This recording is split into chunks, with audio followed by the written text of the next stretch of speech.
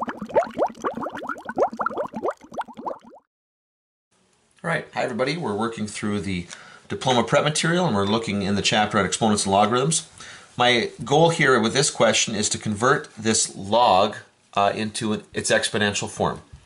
Now the very first thing that I got to do is I got to deal with that 4. And I'm going to show you 2 different ways of doing this. It'll still get you the same result, but I know essentially half the group is going to do it one way, half the group is going to do it the other way here. What I would do when I first see this question is, my goal here is to isolate the logarithm before I can convert. So I'm going to divide by 4 first to make that 5/4, okay, will equal the log base b of 6.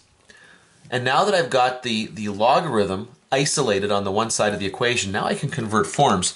And this is going to become b to the 5/4 is equal to 6. And that's the exponential form that I'm looking for. Okay, now I'm not going to do anything more with it then. I'm not going to determine what b is. That's really not my goal right now. But I'm going to show you another way of handling this problem. It'll get you the exact same result here. Because I know that some people are going to do this. You're going to take that 4 and you're going to move it up as an exponent on the 6 here. So you're going to write this 5 is equal to the log base b of 6 to the 4. And that's totally fine.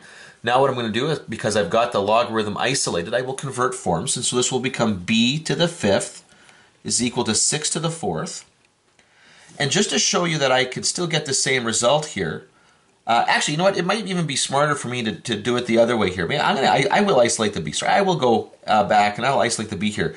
If I'm going to get the b by itself, b is going to equal the 5th root of both sides. I'm going to take both sides of this equation to the 1/5, and this will give me 6 to the 4/5.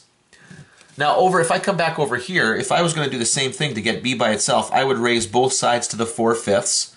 And so I would get b is equal to 6, and again to the 4/5. It doesn't really matter what order you do that in, you're going to get to the same result.